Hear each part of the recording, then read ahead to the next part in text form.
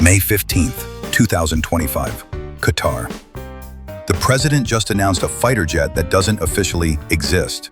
No Pentagon briefing, no official documents. Trump called it the F-55, a twin-engine beast that could change everything we know about American air dominance. Trump was at Al Udeid Air Base celebrating Boeing's historic $96 billion deal with Qatar Airways. Seated next to Larry Culp, head of GE Aerospace, he suddenly pivoted from commercial aviation to drop a military bombshell. The F-35 Lightning II, America's most advanced stealth fighter, needs an upgrade. Not just any upgrade, a twin-engine version he's calling the F-55. His reasoning cuts straight to the point. Single engines are vulnerable. If that one engine fails over hostile territory or hundreds of miles from land, you're done. Two engines mean redundancy, safety, and dramatically increased performance. More thrust means better acceleration, higher speeds, heavier payloads, and extended range. But adding a second engine isn't like bolting on new software. The F-35 was designed from day one around a single Pratt & Whitney F-135 engine, producing 43,000 pounds of thrust. It exists in three variants: the F-35A for Air Force conventional operations, the F-35B for Marine vertical landing missions, the F-35C for Navy carrier operations. All three share that single-engine architecture. Before we dive deeper, if you love breaking down secret military programs and real defense tech analysis, hit that like button and subscribe. It helps this channel reach more aviation geeks like you. Converting this to twin engines would require completely redesigning the internal structure, fuel systems, flight controls, landing gear, and stealth profile. Development costs would run into tens of billions of dollars. Testing would take years. Yet when reporters asked the Air Force about it, they deferred to the White House. The White House didn't respond. The F-35 Joint Program Office had no comment. Even Lockheed Martin, who builds the F-35, issued only a carefully worded thank you statement. Payoff 1. But Trump wasn't just announcing a new fighter. He was potentially solving the Pentagon's most pressing problem. The military is developing the F-47 next-generation air dominance fighter, a true sixth-generation aircraft with revolutionary capabilities. It costs $300 million per plane. That's 5 times more expensive than an F-35A. The Air Force is already making brutal budget cuts, scaling back programs, retiring aircraft faster than they can replace them. Senior leaders are being forced to choose between immediate readiness and future capability. The math simply doesn't work for buying F-47s in meaningful numbers. Enter the F-55 concept. Lockheed Martin's CEO had proposed just weeks earlier what he called a Ferrari version of the F-35. His pitch was compelling. Deliver 80% of the F-47's capability at 50% of the cost. Instead of $300 million per aircraft, you're looking at potentially $150 million. Still expensive, but suddenly much more realistic when you need to modernize an entire fighter fleet. 2 engines would provide roughly double the available thrust, assuming comparable technology to the current F-135 or newer adaptive engines. That translates directly into performance. Faster acceleration when entering or exiting combat, higher top speeds, potentially sustained supersonic cruise without afterburner, better climb rates for gaining altitude advantage, the ability to carry heavier weapons and more fuel without sacrificing maneuverability. You get near 6th-generation performance without designing an entirely new aircraft from scratch. Payoff 2. But here's where the story gets really interesting. Trump made this announcement in Qatar, surrounded by Gulf leaders and defense industry executives. The location wasn't random. This might not be primarily about American military needs at all. Saudi Arabia and the United Arab Emirates have been pursuing F-35 deals for years. These negotiations have been incredibly complex, tangled up with Israeli security guarantees, regional politics, and human rights concerns. The F-55 could represent an entirely different approach, a fighter specifically designed with export customers in mind, developed in partnership with wealthy allies who help fund the research and development. There's proven precedent for this exact model. The F-15EX Advanced Eagle that the Air Force is now buying benefited enormously from work paid for by Qatar and Saudi Arabia. Those countries ordered advanced F-15 variants with capabilities beyond what the American fleet had. They funded development of new radars, electronic warfare suites, and weapons integration. When the Air Force later decided it needed additional F-15s, all those foreign-funded improvements were available as a mature, proven design. American taxpayers essentially got billions of dollars in development work for free. Now imagine the same arrangement with the F-55. Saudi Arabia commits $5 billion, the UAE adds another $3 billion, possibly other Gulf partners contribute. They get access to a fighter more capable than anything their regional rivals possess. The United States maintains technological superiority and strengthens alliances. Lockheed Martin gets a new revenue stream. The Pentagon gets an upgraded fighter platform without bearing the entire development burden. Everyone wins. Payoff 3. And there's another angle that makes the timing of Trump's announcement especially intriguing. This could be about the Navy, and it might be Lockheed Martin's way back into a competition they already lost. The Navy is developing the F/A-22, essentially the naval version of the Air Force's F-47 program. It's meant to replace the F/A-18 Super Hornet and operate from carriers alongside the F-35C. Reports emerged just this week that F/A-XX could be delayed 3 years or possibly canceled entirely due to budget constraints and program reviews. Lockheed was eliminated from the F/A-20-2 competition back in March because their proposal didn't meet Navy requirements. Boeing and Northrop Grumman remain in the running. But what if Trump's F-55 announcement references a revised Lockheed proposal? A twin-engine F-35C variant that serves as a less expensive, lower-risk alternative to a completely new 6th-generation carrier fighter. The Navy would absolutely love this. Naval aviators are acutely aware of the risks inherent in single-engine carrier operations. You're launching off a catapult, landing on a tiny deck, often at night, always surrounded by ocean. Engine failures are rare, but they happen. Foreign object damage, bird strikes, mechanical malfunctions. With twin engines, losing one is an emergency, but not necessarily catastrophic. You can make it back to the carrier, or at least reach a position where rescue is feasible. China's carrier-based J-35 stealth fighter uses twin engines from the outset. The Chinese clearly decided the benefits outweighed the complexity and cost. The engine technology that would power the F-55 is where things get truly fascinating. The Pentagon has been developing revolutionary propulsion systems under the Next Generation Adaptive Propulsion Program. Both GE and Pratt & Whitney are working on these engines under $3.5 billion contracts each. These aren't just more powerful versions of existing engines. They represent a fundamental leap in how jet engines work. Adaptive engines can actually change their internal configuration during flight. Traditional turbofans have a fixed bypass ratio, the proportion of air going around the core versus through it. This ratio is always a compromise. High bypass is fuel efficient for cruising, but doesn't provide maximum thrust. Low bypass provides more power, but burns fuel at higher rates. Adaptive engines solve this dilemma with variable geometry that adjusts the bypass ratio in real time. Cruise efficiently to the target area, then reconfigure for maximum combat performance when needed. The Pentagon previously developed similar technology specifically for the F-35 under the Adaptive Engine Transition Program. GE's XA-100 and Pratt's XA-101 demonstrated improvements. Range would increase by 30%, dramatically reducing dependence on tanker aircraft.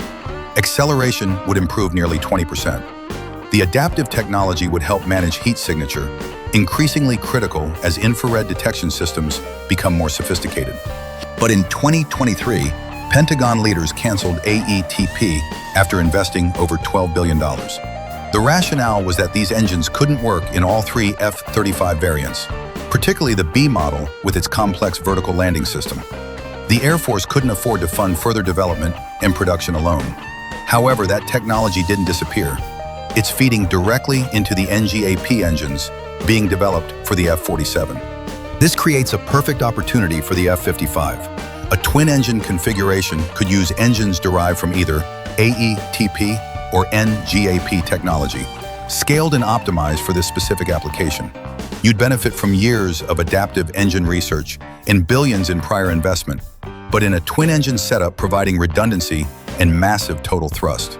The performance gains would be extraordinary compared to the current single-engine F-35. GE Aerospace's presence at Trump's announcement wasn't coincidental. CEO Larry Culp was seated right next to the president during these remarks. Trump specifically directed his engine comments at Culp. GE has been aggressively pursuing military engine opportunities for over a decade. The company pushed hard in the early F-35 program to become a second certified engine supplier. They developed the F-136 engine at government expense, intended to compete directly with Pratt & Whitney's F-135. The concept was that two manufacturers would compete for annual procurement batches, driving down costs through competition and providing supply chain redundancy. Defense Secretary Robert Gates and Congress killed the F-136 in 2011, arguing that maintaining two separate engine supply chains was unnecessary expense. Pratt & Whitney has remained the sole F-35 engine supplier ever since, giving them enormous leverage over pricing and production schedules. GE has been locked out of the most important fighter program in the world. When reporters asked if Culp planned to discuss military engines with Trump, a GE spokesperson declined to comment beyond noting Culp was there for the commercial aircraft deal. But the proximity, the timing, the context, all of it suggests preliminary discussions about F-55 propulsion may have already occurred behind closed doors. GE's NGAP engine technology could be perfectly positioned for a twin-engine F-35 derivative. After being excluded from the F-35 program for 14 years, this could finally be their entry point.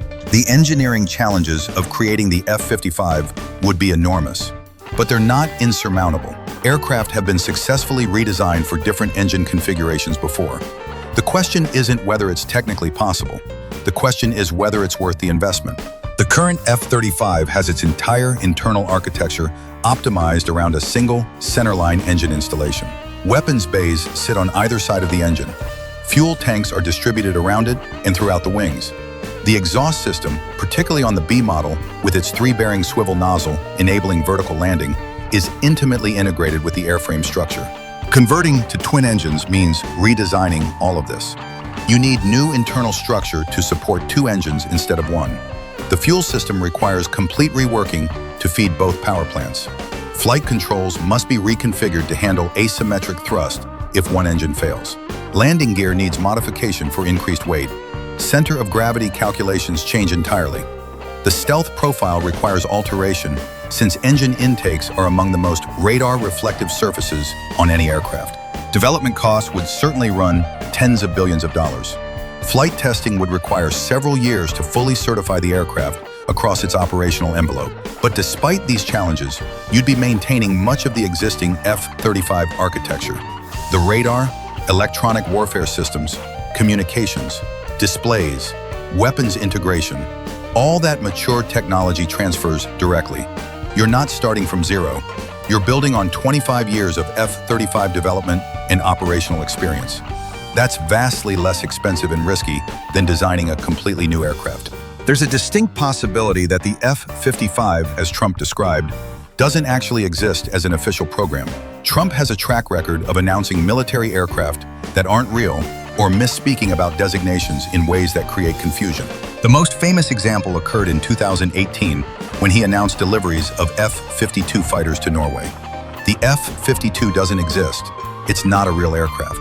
The most plausible explanation is that Trump saw documents referencing Norway's order of 52 F-35s and confused the number with a designation.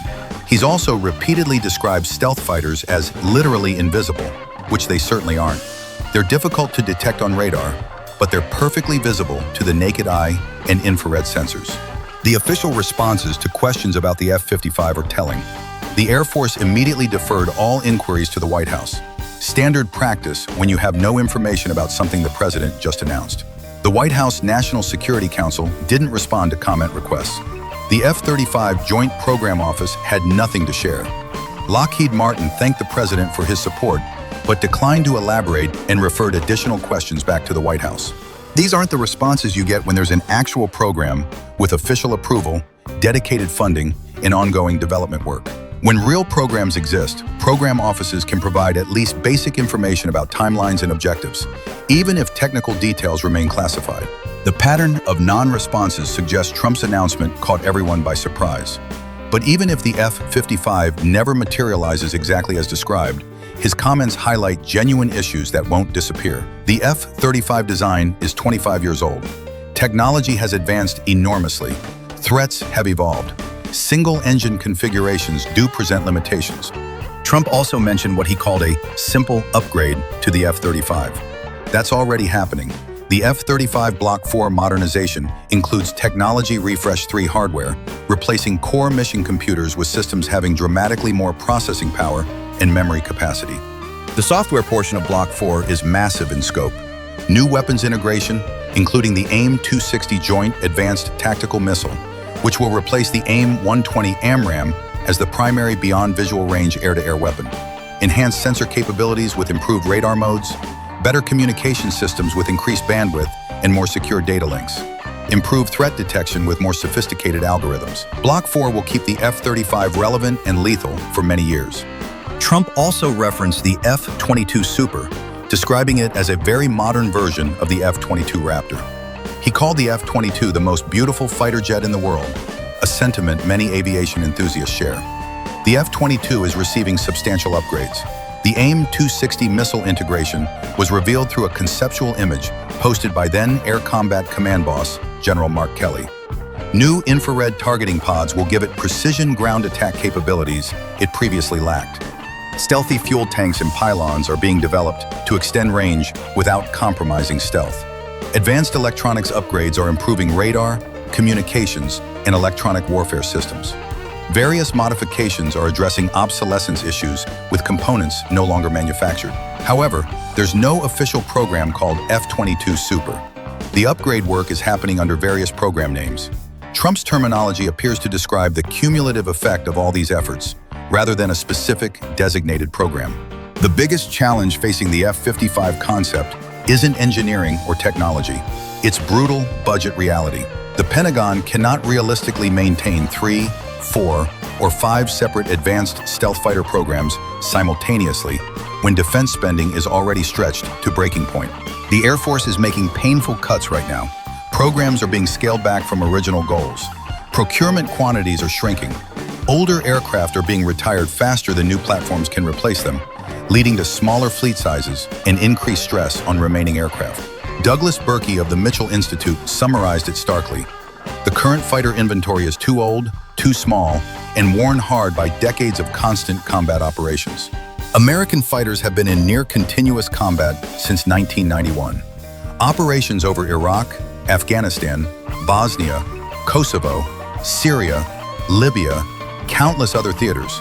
The aircraft have been ground down through relentless operational tempo. Average age keeps increasing.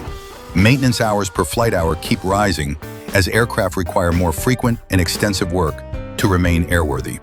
Total fighter numbers have declined from over 3,000 during the Cold War to fewer than 2,000 today. Quantity and quality are both declining simultaneously.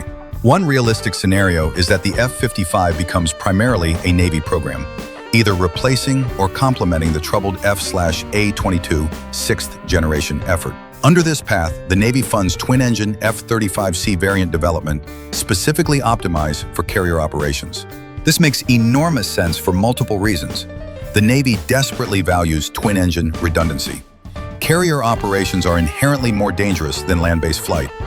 Launching off catapults that accelerate you from 0 to 170 miles per hour in 2 seconds. Landing on tiny decks with arresting cables, often in rough weather, frequently at night, always surrounded by hundreds of miles of ocean. Having 2 engines provides safety margins that single-engine fighters simply cannot match. The aircraft would leverage existing F-35C systems that don't require fundamental changes. Radar, electronic warfare, communications, displays, cockpit interfaces, weapons integration. All that mature, proven, operational technology transfers directly to the F-55. What changes is propulsion, internal fuel systems, structural reinforcement for additional weight, and supporting systems. Everything else remains largely identical. Development time and costs, while substantial, would be dramatically less than a clean-sheet 6th-generation design. The F-55 could potentially be operational within 10 years, rather than the 15 to 20 years that an all-new fighter would require. The Navy gets advanced capability much sooner, at manageable cost, with lower technical risk. Meanwhile, the Air Force continues with existing F-35s for most missions, and focuses 6th-generation resources exclusively on the F-47 for highest-end threats. The international partnership scenario offers the most financially viable path forward. This isn't speculation, it's exactly how the F-15EX came to exist, and that model could be scaled up dramatically for the F-55. Under this approach, countries like Saudi Arabia, the UAE, possibly Qatar, potentially other allies, commit substantial funding for F-55 development in exchange for being launch customers, receiving technology transfer, and getting production work allocated to their domestic industries.